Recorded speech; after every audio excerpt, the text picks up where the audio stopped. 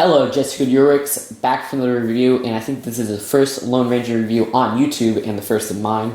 And this is set number 79109.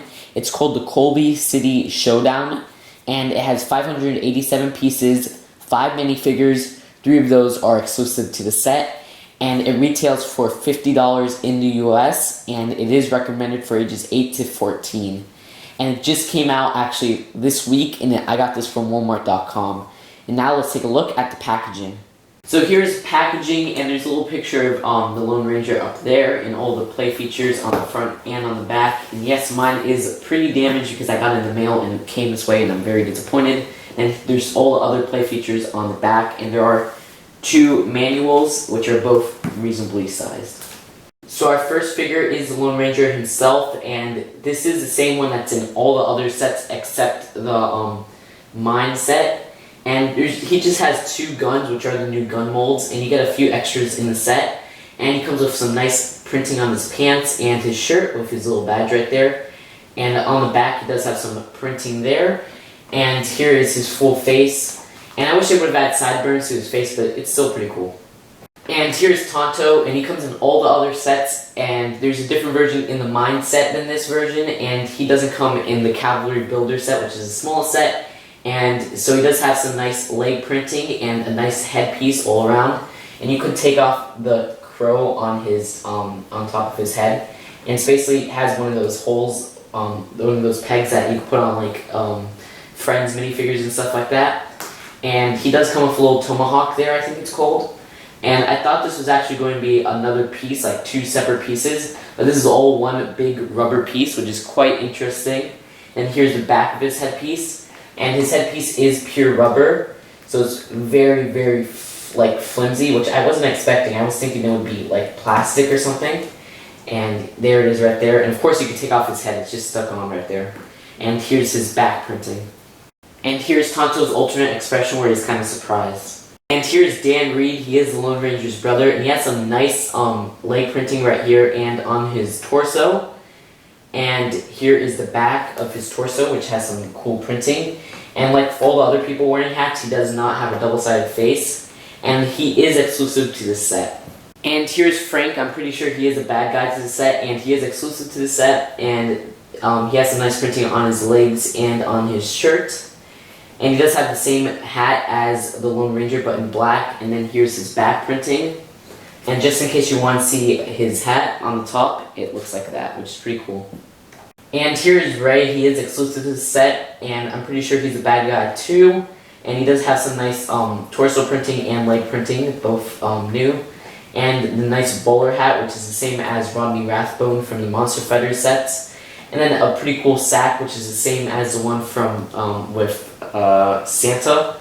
And I'm not sure if it's the same color. And he does have one of those guns, which are the new guns, and I think it's a different color than the one that the Lone Ranger uses, and because it's much darker. And yeah, it's much darker. And then on the back, he does have some nice back torso printing.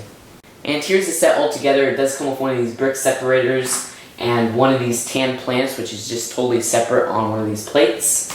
And it does come with a wheelbarrow, a bank, and the sheriff's office. So here's the front of the sheriff's office, and then there's a sticker right there that says sheriff, kind of like the Toy Story set. And there's a wanted sticker right here, which shows one of the guys from the Constitution training set, wanted. So that's a pretty cool detail right there, but sadly it is a sticker. And on the side right here, there are these 2 windows which you could open and close, not from the inside, but from the outside, because there's some glass blocking it. So there you go right there, which is a really cool detail. Then this little barrel right there. And on the other side, there is this little jail play feature where you can push this little lever right here, and then the front of the jail comes out. So you can lock somebody in there, and then you can make it look like the dynamite exploded the front of the jail. That's a really cool feature right there. And on the front little part of the jail, there is actually the detail of these little tiles that include the nailed-in wood pieces, which is really cool. And on the back, you can see some of the detail from the jail and the ladder. And then inside the actual sheriff's office, there's a little desk, so you could fit a minifigure on the sheriff so they could be working on the desk. and a gun and a handcuff little module like right there. You can take that out and then put that back in. That's pretty removable. And then there is a cup right there, which you can barely see, but there is a little table right there. And there is a door for the jail right there. And you could kind of climb up there and then put a minifigure up here, and we'll get to the roof right now. And on the roof there is this cannon, and I put Tonto there because the box showed him there. And this basket, which is the same caramel basket as the one on the wheelbarrow, which is pretty cool to have two of those. And that basically holds the little ammo for the cannon. And we'll get to the cannon later. But if you look on the front of the roof right there, there is this little part right here where you can take off this part or move it down, and then it reveals the cannon. So that's a pretty cool play feature right there. And if you stick one of the ammo in there, you could always pull back the cannon, and it should shoot pretty far, which I can't because I'm doing it one-handed. There you go. So it shot really far. And then there is some detail on the top roof right there where they're all stickers, and they're weird shaped stickers, I gotta admit. And that just goes around here. So that's it for the sheriff's office, and now onto the bank. Sorry if it looks a little bit dark, but I had to turn down the exposure because the white wouldn't really show on the camera. But here is the bank, and there is a big sticker right there that says bank, which is just really nice detail. I don't really see anything wrong with the stickers in the set. They were pretty easy to put on. And then there's a front door which you could open and close. And there is some nice detail with the bottom of these, which are basically on these little circular plates, which is really just, it makes it look a little bit elevated and much more like old-fashioned.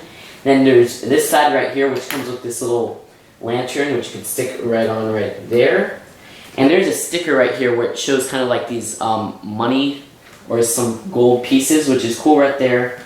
Then on this side, there's a little barrel and more windows. And then if you look inside it, there's a few things, and we'll zoom into those right now. But I would just like to point out that there's this little play feature that if you could, if you push this down, the lantern would fall out, and then if you push this in, the top of the bank will kind of fall down. So that's pretty cool. Now let's take a look inside.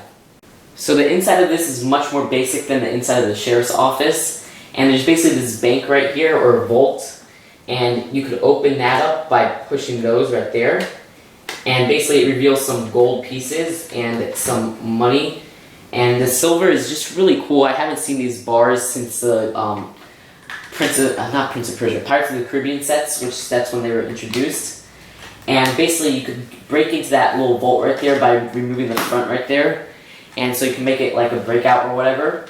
And then there's this jail right here, and you could stick a minifigure in there so it can make it look like they're in the jail. So I really don't like that jail though, because it's much more like basic, and there's really only this wall protecting them. While on this one there's a few walls, like right here. So that's kind of interesting how basic that is compared to the sheriff's office. But otherwise it's pretty cool.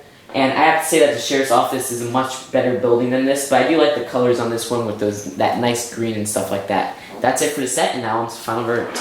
Overall, this is just an amazing set. I am so pleased with the set. I think there are very minor flaws, like for example, the bank interior is kind of disappointing, and I think that they should have had maybe a bit more unique minifigures. And so I do rate the set a 9.5 out of 10. Great rating, and just a great set. I would definitely recommend you to pick the set up if you're a Western fan, a Lone Ranger fan, or even just a mock fan, because a lot of these look like mocks because they are designed by LEGO designers who make their own mocks. So that's it for this review, and I'll definitely be uploading more Lone Ranger reviews tomorrow. And I'll see you guys later. Bye.